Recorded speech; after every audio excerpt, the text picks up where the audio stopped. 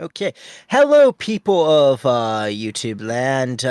Those that are part of the Cringe Crew community Discord, Cringe Crew Gaming community Discord, and those who follow Ted and I on Twitch, and those that are listening to this on Spotify or whatever uh, platform this podcast is going on to. I am Traductus. And I'm Ted.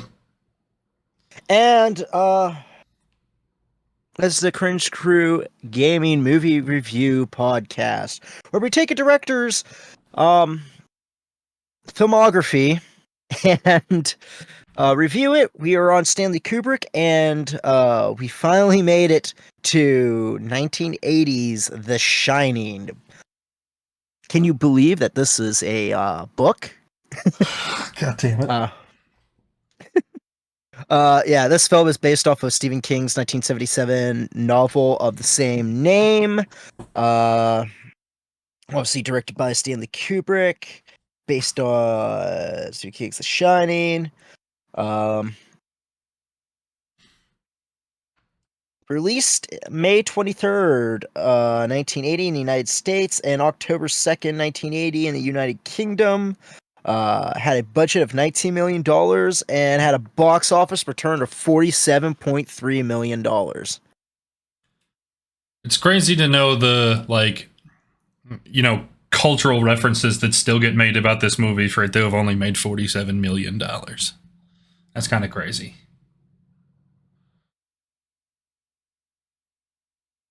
True, but it was also that amount of money back then, you know? Even still, man, like that, I don't know, that just seems like a really low number.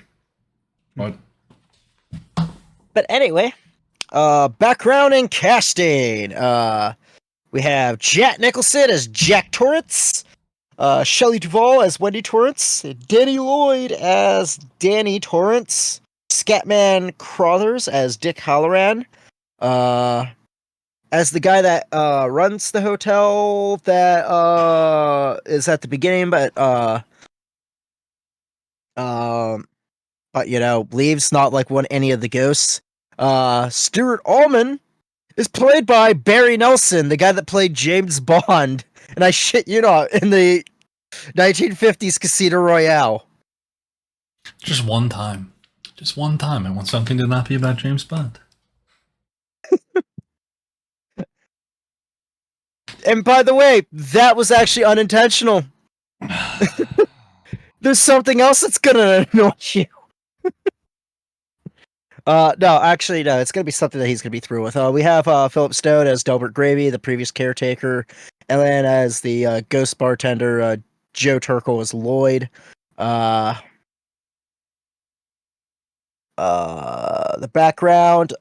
Before making The Shining, Kubrick obviously directed Barry Lyndon, and due to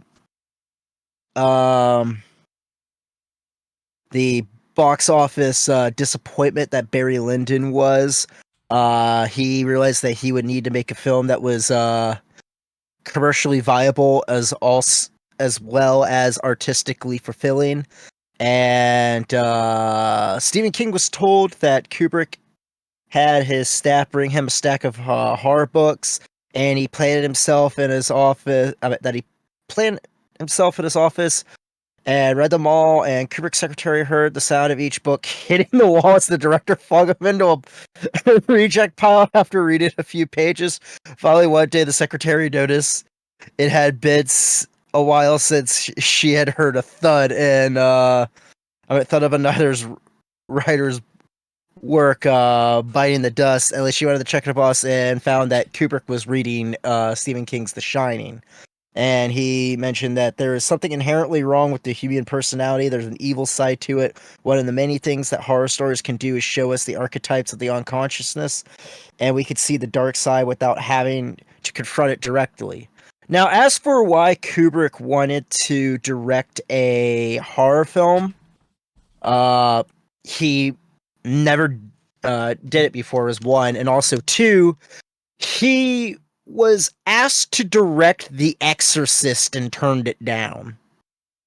And then saw, well, that was a big, huge fuck up. So He wanted to make a horror film and ended up making The Shining. And think about how different The Exorcist would have been with Kubrick. That's crazy. Would have been longer than it already is. And more Like that stale. whole big thing in the intro that takes 2 minutes. Yeah. That would have been like half the movie. Oh, that's still, man. I don't know. It would have been such a violently different movie. Yeah. Oh yeah. Oh yeah. Um. Now for casting, Kubrick's first choice for Jack Torrance was Jack Nicholson right off the bat. However, if they couldn't have got him, there were other actors that were considered, including Robert De Niro, who actually said that the movie gave him nightmares for a month. Robin Williams, Harrison Ford, and all these directors. I mean, sorry, not all these directors. I mean, all these actors, including Jack Nicholson, met Stephen King's disapproval and thought that Jack Nicholson was a bad choice for Jack Torrance since he shot since he was in One Who Flew Over the Cuckoo's Nest, and a viewer would never consider him would not consider him not to be an unstable individual from the beginning, because there are considerable differences between this movie and the book, which we will get into likes and dislikes. For this reason, King preferred actors Michael Moriarty, Martin Sheen, and No one can hear the drum roll of you smacking your fucking tits. Try again. sorry. Is that better? Not the smacking, the words you were saying, dumbass. Oh. And Ted's favorite actor, Jon Voight. Jesus Christ. All right. I thought you were gonna aim and make me more mad, so that's, I mean, happy it wasn't Jon Voight, but Jon Voight's fucking terrible, but you know, it's fine. It's fine. Oh, throughout college, you always like talked about how terrible Jon Voight was. I figured that would have irked you. I mean, I expected you to do worse. Like, that's fine. I mean, like, yeah, he's a shit actor, but it is what it is. We can move on. All right. As for Shelley Duvall, she was cast since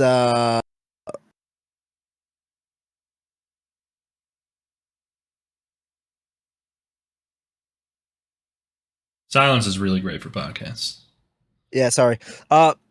She was cast as Wendy Torrance, and she got the role despite Jack Nicholson initially suggesting Jessica Lange, but Shelley Duvall ended up getting the role, and Kubrick basically treated her like shit. As a matter of fact, Kubrick kind of went fucking nuts during this entire filming of this movie. And to the point where Jack Nicholson, to basically unleash his inner madman, was fed cheese sandwiches, which he freaking hated, and he was fed them for like 2 weeks straight. Shelley Duvall, on the other hand,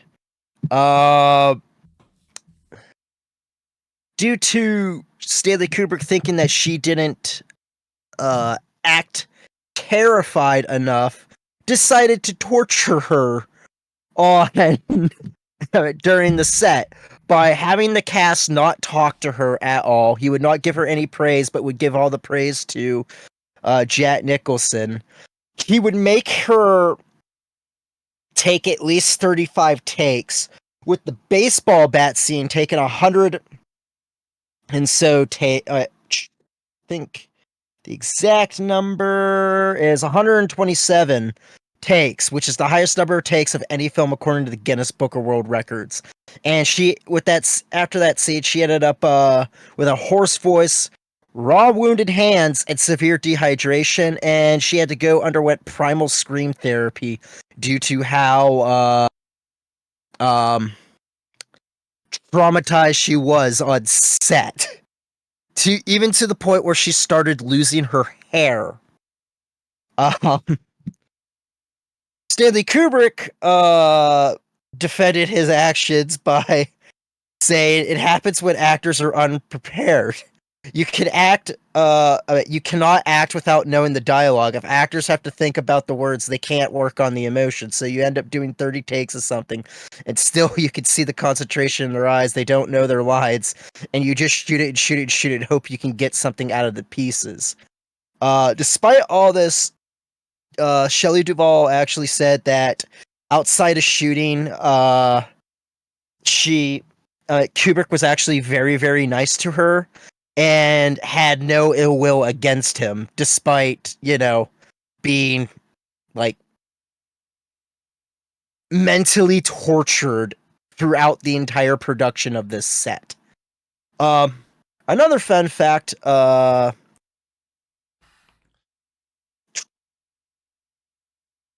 Danny Lloyd, which this is his only theatrically released film that he was in, he was told that this was a drama. So, throughout filming. So, therefore, he had basically was told that he was not shooting a horror film, he was shooting a drama. So, that's kind of weird. As for Dick Halloran, well, I meant the character Dick Halloran, played by musician Scatman Crothers. I'm not sure how he ended up getting cast in the role of Dick Halloran, but it's kind of interesting that they decided to go with a someone that's more known as a musician as opposed to so much as a actor. With that being said, the reception of this is Stephen King fucking hated this movie, and actually stated that this was actually one of the adaptations that he actually remembered hating. He said that he thought the movie was itself like genius, but he still hated the movie and thought it was a shit adaptation of his work. And prior to this movie being made, he never paid any attention to any adaptations of his movies.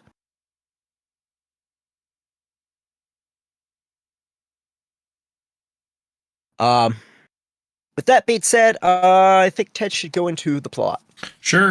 So, essentially, this movie is based in a hotel that operates as a ski resort through the summer. In the winter, the storms get bad enough that nobody can come in or out. But they hire Jack Nicholson to bring his family and be the caretaker for this hotel. The hotel is haunted, cursed. Something's fucking wrong with it.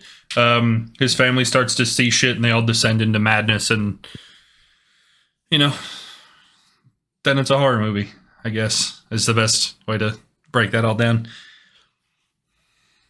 Yeah. I mean, that's about it. To really sum it up.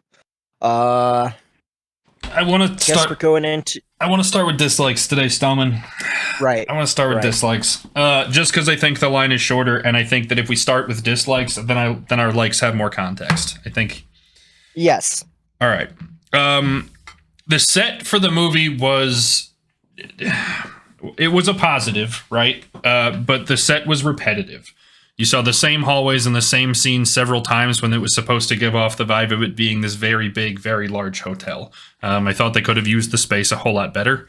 And with it being such a big, open, empty space, a lot of this movie sounded really, really echoey.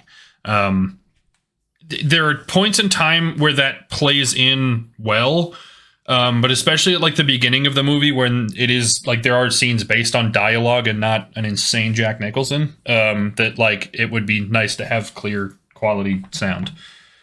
Especially when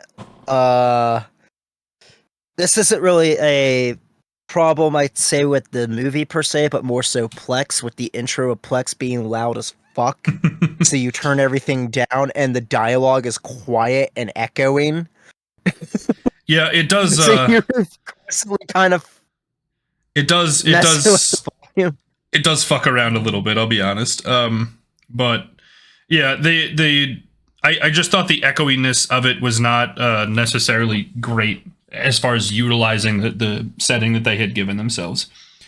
So it's weird to make this a negative, but one of the things that was like super noticeable about this is that it didn't feel inherently Kubrick. It didn't feel inherently Stephen King.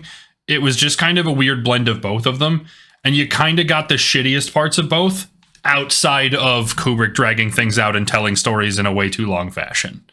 Yeah, I mean, granted, this movie is like long. Don't get me wrong. Don't get us wrong. But no, they fill the space well. Like it doesn't feel like it drags on, right? But I would say that one criticism we have of Kubrick thus far is that not only do things take too long, but oftentimes they feel stale.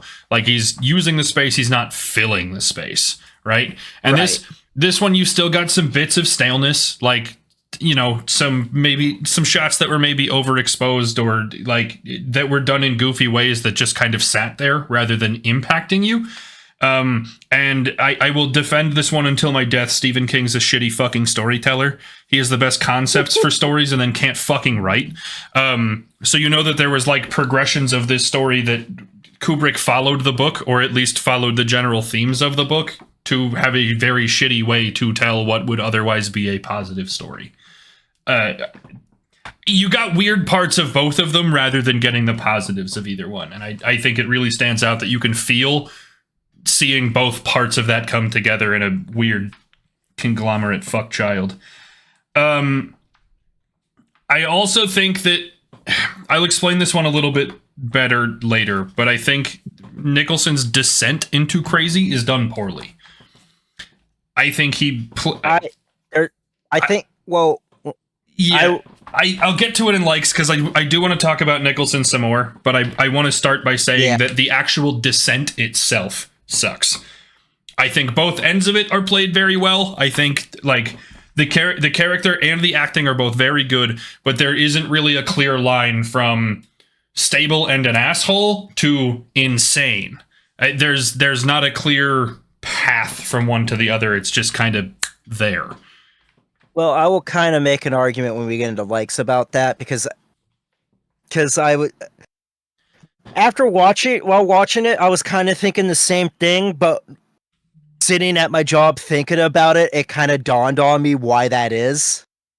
But I honestly agree that it should be a little bit more like you don't really obvious. Well, not even obvious, just that there should be a stronger path, right? Like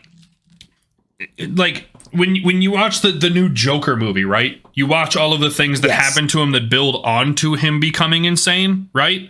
Like there's some starting elements that you can see, but it builds into complete insanity. And this one's just kind of like, yeah, he's a dickhead, but he's not insane. And then all of a sudden, he's fucking insane, walking around trying to murder his family with an axe, right? That like, there's not a clear path from A to B. It's just kind of you're at A, you're at B, and that's it. I could see why you think that, and like I said, I thought that also.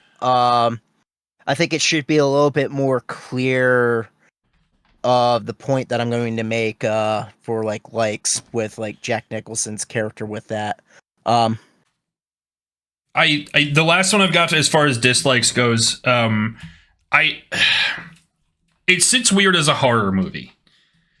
And I say that because like when you watch a modern horror movie, right, despite whether you like them, dislike them, whatever, right, they give you some sort of suspense. There's a feeling of unease. There's discomfort. It brings you towards that, either whether it's fear or discomfort. Like it guides you to that, both with sound and with acting and with like the speed at which the film happens. The Shining just kind of gives you confusion through most of it. And by the time that stuff actually becomes like horror movie-esque, right? Like where Jack Nicholson is swinging around an axe at his family, right? That like I feel like beyond like at that point you're beyond the point of suspense and you should be in the apex of it, but you never really felt the suspense to begin with. You had confusion up until he was insane. I can't really like agree or disagree with that because like I've seen this movie so many times I'm kind of desensitized to it, so Well, even like I do think there are parts that do give you feeling of like anxiety and uncomfortableness, but I will say like for like the most part it is kind of like it's confusion. It's yeah. it's like, you know, when you watch modern slasher movies, right? The suspense is always like you're rooting for someone to not die to the slasher, right? In this one, you just kind of know what's going to happen. It gets foreshadowed, right? In like not monster movies necessarily, but like, you know, when a killer's inside the house, right? The suspense isn't necessarily the not knowing or that like there is some mystery to it, right? But it's always like building up to you should be scared of this thing, right? There's a feeling of suspense or like that you're always on the edge of something happening. And this one just kind of doesn't do that. Right. The moments that give you the most fear, right, that are the most horror movie-esque, are when the kid is riding around on his fucking big wheeled tricycle and he sees the two girls and all of the blood and whatever, but like you don't feel like you're on the edge like something's about to happen. You're just like, what the fuck is going on? It's confusion more than suspense. And then the payoff is like, you know, the slasher portion, not necessarily the Right. payoff to all of the suspense you've been building up to. It just sits weird as a horror movie. I don't think it's a negative impact on the story or anything. Like, I mean, I think it's fine. It's just, it doesn't quite mesh with what we know to be the horror genre. Well, yeah. Guess that brings my dislikes. Yep. Okay, the one dislike I have, I actually have a couple of dislikes, but the first one is the fact that they said the hotel was built on an Indian burial ground, and I'm sick of that goddamn trope. I blame Stephen King. Haunted house films. Whether it's his fault or not, I blame Stephen King. Bad storyteller. Just because the fact that he's used it before. He's now, a bad storyteller. It doesn't piss me off. It doesn't piss me off when it's in Pet Cemetery because it's a fucking cemetery already. But like every fucking haunted house movie, like Amityville Horror or other stuff, it's always like, oh, it's on an Indian burial ground. The only movie that it doesn't piss me off, with the exception of Pet Cemetery, with me saying, you know, that before, is Poltergeist, and that's because it's not an Indian burial ground. It's built on like the suburban town is built on a actual like cemetery that they were just too cheap to move the fucking graves from, which, you know, takes that old trope and does something new with it. But with this, it's just like, oh, why are there ghosts? Why is this place cursed? It's on an Indian burial ground. Like, give me a fucking break. Like, Jesus. Come up with something else. Fucking lazy. The other complaint I kind of have, since I have read the book, and I'm gonna meme on myself, because, by the way, for likes, it's going to be the same fucking reason. There's a few things that have context in this movie, that have context in the book, that are in the movie. Also, a couple changes, like, the character of Jack Torrance, the dad, who's played by Jack Nicholson, has more of like a descent into madness, but therefore redeems himself at the end by blowing up the hotel. There's also certain things of confusion with like that stuff that happens in the movie that has zero like explanation or context, while in the book it does, such as like the red rum thing, why it's backwards, and then also Danny talking to this Tony, imaginary friend Tony. in the novel, it's revealed that Danny's middle name is Tony, and what is happening, it's him from the future going back, talking to himself in a mirror, warning him about what's happening. So red rum being backwards is because he's, giving him messages through a mirror. Which you could say is stupid or not. But there's like differences like that. Also, there's explanation on the furry blowjob. I knew that phrase was going to come up. Of course. Wow, and this one is just kind of weird. But there's like a lot of things that have very, very little explanation that are from the novel that are just thrown in there just to like cause confusion. It's like, oh, that's kind of a disturbing scene. Let's throw it in there. Well, and even the adaptations, right, where like he's not blowing up the hotel, but it's, there's that picture on the wall of him working there in 1920, right? It's more things that are just confusing and not adding context. I agree with that. Yeah. But I'll blame Kubrick this time, bastard. Yeah.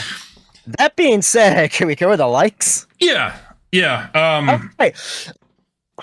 Go ahead. You're shaking. Go ahead. Okay. All right. So here's my like. All right.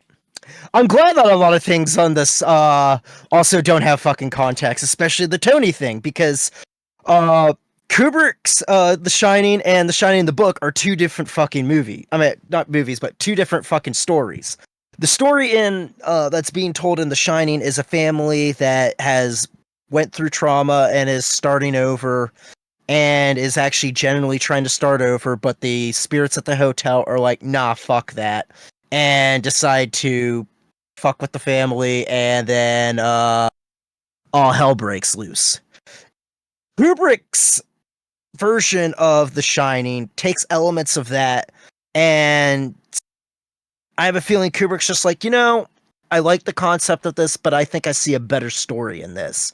And what he does is that he has a dysfunctional family that is doomed to be torn apart, and them being isolated in the hotel just escalates like the problems that they had beforehand, where they all basically descend into insanity. Although I'd argue that Danny's already there. Well, and kind of just want to jump in, just kind of want to jump in there that Kubrick still needs a fucking therapist, and like beyond the production of this movie, the idea that like that bitch does anything to me while I'm doing my work. Like, no, this man needs fucking help. Man will do anything but see a therapist. Keck W. But yeah, exactly. And the thing is that it's like Danny's already there. He's, was abused by Jack. It's like really, implied on that.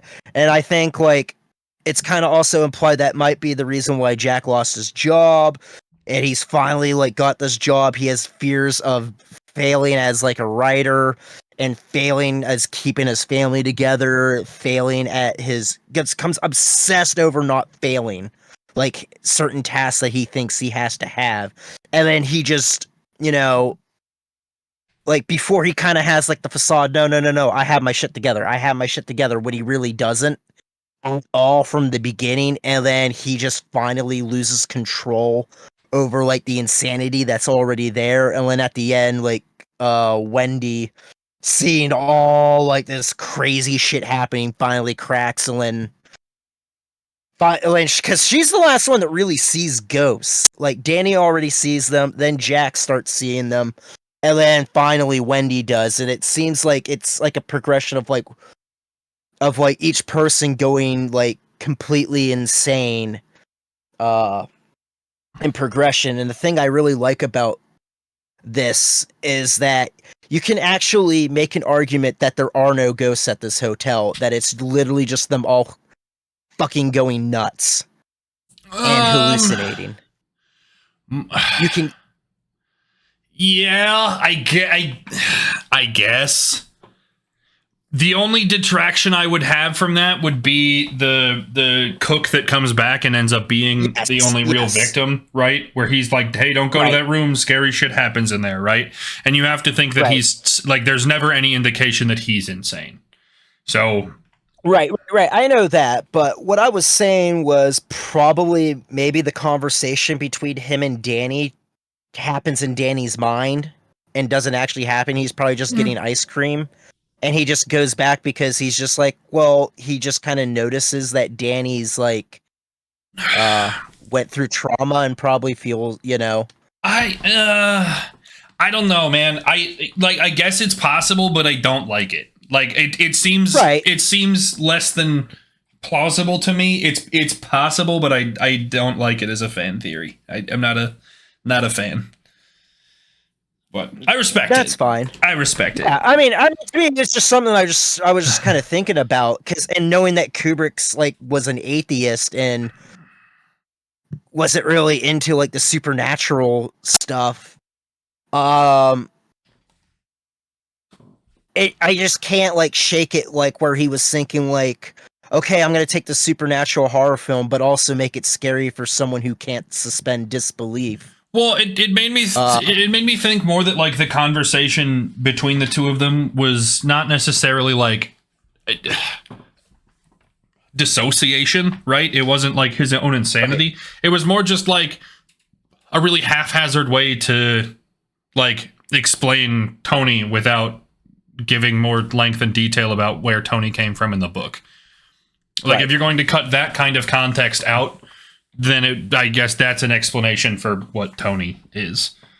But anyway, another look which comes from a change is that I think Kubrick knows how to change things so that way visually is better for a movie. Because in the book, Jack is chasing his family with a croquet mallet, and I always thought that was kind of stupid because I was always picturing like, the ones that you buy from like the store that, easily fucking break and are not threatening. I wasn't thinking like the pro ones that actually look like a wooden sledgehammer. But still, I would argue, why not actually have a sledgehammer or B, because like, being bludgeoned to death is still like horrifying as opposed to like being hacked up with an axe, but like visually, like an axe would be scarier than Jack Nicholson with a terrible limp, moving around with like a croquet mallet. It would look really, really ridiculous. I also like the acting performances in this, and I have a feeling that you'll probably get into the acting. Yeah, I don't really want to cross over your toes on that. No, I mean, it's a good place to jump in. Honestly, that's the biggest part of this movie to me. I think this movie flops without the acting because the three main actors are fantastic. I will give the caveat that some of the physical executions aren't necessarily flawless. You mentioned Jack Nicholson's limp. I think Shelley Duvall's exhaustion overwhelms the ability to act at the end of the movie, but like their ability to deliver dialogue, you can genuinely feel all of their emotions at any given time during the movie, and it's consistent with all of them. Even Danny, Danny's marvelous. Actors suck. Like he does a good job. You can genuinely feel fear. You can feel like senses of contempt from Tony when Tony has taken over Danny. Like you can genuinely feel all of the emotion from all of them. Again, there's some small detractions for the physical aspect. Like that was the least believable limp of all fucking time. Jack Nicholson, get your shit together. But I mean, in the grand scheme of things, the acting performances were really good if you can overlook the physical. Yeah, and to be honest, like with my theory that Jack Nicholson is like insane from the get-go, he's just trying to like tell him he's in denial and trying to tell himself that he has everything together. Like the fact that he has like resting, I want to kill everything in sight with glee face. Oh my god, really helps. Yeah, I said earlier that I was going to get into it that the descent sucks, but Jack Nicholson, honestly, like this is one of my favorite roles for him ever. Even if it's not at all one of my favorite movies for him, he plays a really good douchebag. Like I hate to like, but to be an asshole, he nails it every fucking time. It's all over his face. You can feel the sarcasm and contempt dripping off of him. Like he's just really good at being fucking rude. And then he plays the insane in this movie to a T. Like, I think this is everything that you'd want from him. Like, if you look at the movie in two separate halves, right? Again, The Descent sucks, but I blame that on writing, not on Jack Nicholson. But you get the ideal actor for both parts of those, and it's the same guy doing both. Like, I really think he plays a marvelous job in this role. Yeah, I agree too. I also think like Shelley Duvall does, again, like we were saying, does a pretty damn amazing job, because like, despite like Stephen King having like gripes with the character, because he was like, but my Wendy was like, you know, strong and independent, and it's like, well, with this being a totally different story from what's being told from the book, like Shelley Duvall plays a really good role of like a battered wife that's literally like trying to be optimistic that this, you know, like her family's not going to be torn apart until she actually, you know, has to act to protect herself and her son. Yeah. Yeah, no, and like I said, I think the fear allows you to ignore some of the, like, hey, maybe her arms aren't in the right position while she's running, right? But like, you can see the exhaustion, you can see the fear, like that. I mean, it's emotionally draining. Like, and even then, it's like, well, maybe she's so scared that no wonder why, like, she's not paying attention to how she almost stabbed herself with the knife while. Well, again, that's physical one that I have a hard time ignoring. But you know, like I said, the execution of the characters is still good enough that like it should be a positive.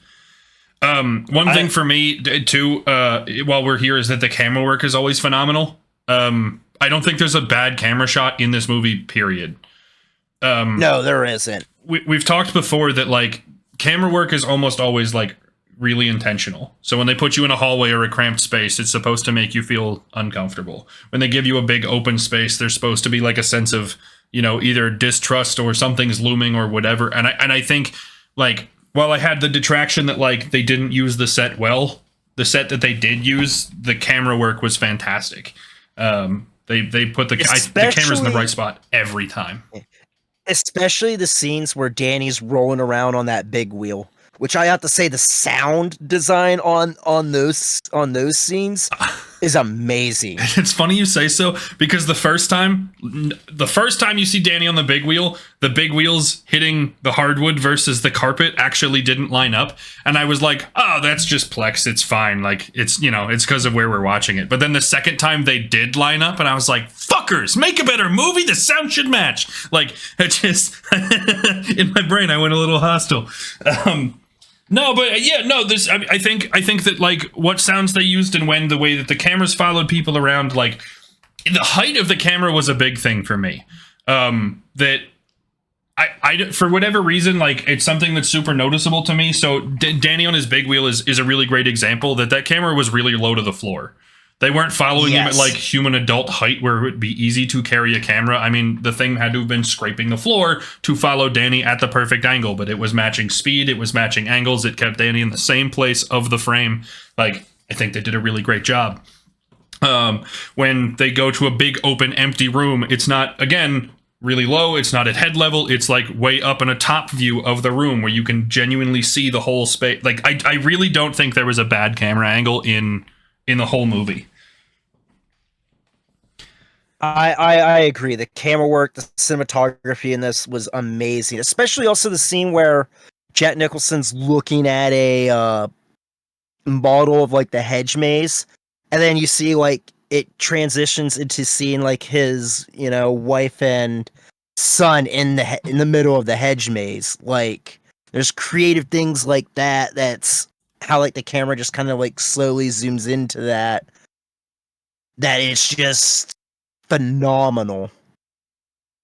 My last really big like is the blurred lines between what's real and what's a hallucination. Yes. While this movie doesn't do a great job with suspense versus confusion, right, or explaining the descent into crazy, right?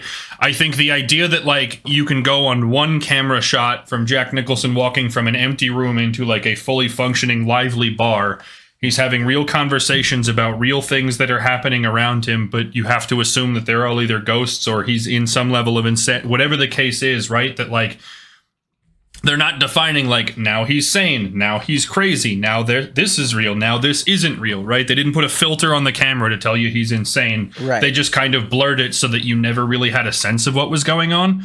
I think it really positively impacted the way that this story was told. Like the idea that like, you know, when Wendy says there's a woman, she's here, she's still crazy, right? But like, okay, well, you see the woman, you see how they interact, and then she's a different woman, and then she's not a woman, and then he's just asleep. But then, then there's the bartender, right? Which is a perfectly reasonable thing in a hotel like this. But then all of a sudden it's a fully functioning bar. And then there's the groundskeeper that, was the previous groundskeeper, but now he's telling him, hey, you should deal with your family by murdering them just like I did, right? That like, there's the line where like, okay, I know this isn't real, but when did it become not real? What is, what isn't, what can I buy into? The disorientation of that, I think, makes the storytelling a whole lot better. I agree. I completely agree.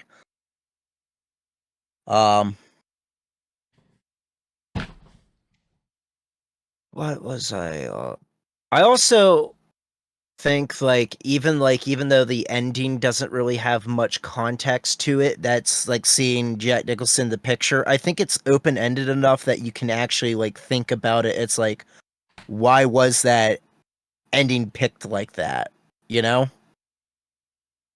to me it's like, is it like Jack Nicholson is a reincarnation of like a previous caretaker, or is everybody in that picture victims of the hotel? You can't see it, Stallman, but I pulled out my context note again and I'm tapping on it. I think it's the same deal though. Is that like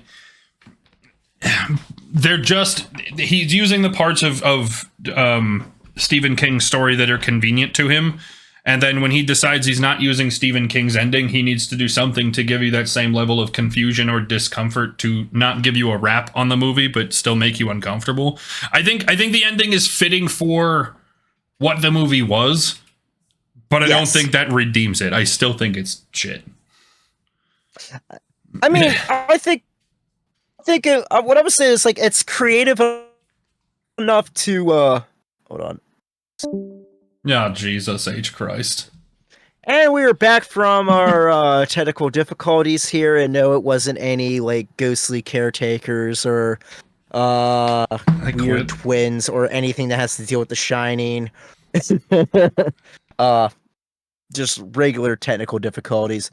But anyway, as I was saying, I don't think like that the ending is like brilliant or anything, but I do think it's creative enough to actually get you thinking like, okay, why? And I think it's like enough to get you a little interested, even though I think we personally both just think it's kind of just like, I guess it's just the simple things that like the first things that you would juggle, right, are easily like you explain yourself out of them, right? If the idea is that he has been the caretaker there since the 1920s, right? Well, then where the fuck did his family come from? Because they knew him as like husband and father, right? That like, okay, but all right. So were they ghosts that decided to leave the hotel and come back and then thought they were married to this other guy? Like it just doesn't. There's no rhyme or reason to it. The easiest like explanations to why that might exist also talk you out of why it should. Like. It just it just doesn't fit. And I while I think it's creative and it fits the theme, I think it's shitty because it like is counter to any context you do have, when again, context was bad with Kubrick movies. Like right. Although in some cases stuff like I said before, some stuff out of context does work with this movie, although that one's not necessarily the case, but like it's still weird. At the same time a little interesting. It's weird though, because like I don't even know that the out of context makes it better or worse. I think that like as you watch it, you're like, oh, that's weird. But then after, like, as you sit here and think about it, like, what's the point of the twins? Like to sit here now that you're done with the movie, you know, beginning to end, right? You like, it's not while you're watching it. Like to sit here now, what the fuck's the point of the twins? Just to. Well, I mean, the twins are Grady's kids.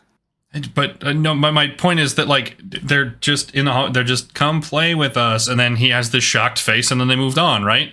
What's like what's the point of the furry blowjob, right? Like what's like again while you're watching it, right? The idea, right? Like while you're watching it, you're like, oh, that's fucking creepy, but then later on, it's like at the end, it's just why do we need it? That's kind of fucking dumb. But I don't know. I think context would be helpful to an ending like that. I think that like a Breaking Bad style ending where Jack just kind of collapses and dies in the fucking cold is a perfectly adequate ending there. I don't think you need to like throw back to when he was the caretaker before, even though he isn't now. Like I don't know. I think it's goofy. Anyway, you got anything else you want to add before we get out of here? No, not really. Just ranking. Easy enough. All right. This one's hard for me only because I think it's one of the most watchable films. Like, I certainly think that the gripes that I have with it are legitimate, but I also recognize that like they're easier to look past than they were in. Well, they're easier gripes to look past than in other movies, right? Like, right. I mean, Kubrick can be stale, and I know that about his movies, but I'm comparing it to other really stale movies where this one wasn't nearly as bad. I hate Stephen King, but, like, it still provides a quality enough story that, like, I can look past it, right? I don't need The Descent necessarily when I got such good acting. It also helps this is from one of his better novels as opposed to, like, the 900 mediocre ones that he has. Volume shooter, dude, I'm telling you. You throw 1,000 fucking book ideas, at least one of them has to land, dude. He's a chimp with a typewriter. I think, man, it hurts me to do this. I think I'm going second on The Shining. Wow. I like I said, I think the gripes in it are like clear and obvious gripes, right? But like I also recognize that they're easy to look past, that I can justify all of them, right? I can say that, like, hey, there's no Descent, but the acting on both ends is good enough that it makes a quality movie.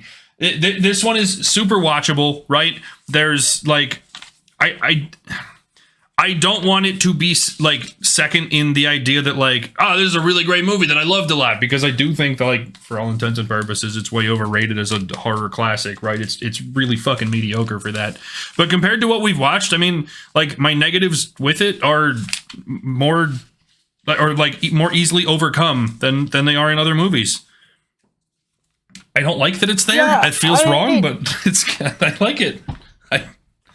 I mean, I think I enjoyed, like, Paths of Glory a little bit better, and, like, I'd say 2001: A Space Odyssey is a more, like, groundbreaking movie, but at the same time, like, I think, like, I think there's things that The Shining does better than both of them. I think, when it comes with, like, The Shining, there's a lot of, oddly enough, for like a stereotypical, like, horror film, there's a lot of, not saying that horror films don't have layers, there's a lot of horror films that have a lot of layers, but, like, more when I think about, like, stuff with, like, a lot of layers, I don't look for that in a Stephen King adaptation, especially since there's a lot of Stephen King adaptations that are just complete freaking garbage.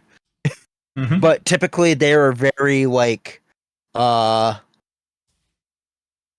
and white. There isn't really, like, a lot of, like, substance. There's no meat on it. Yeah, substance to them. And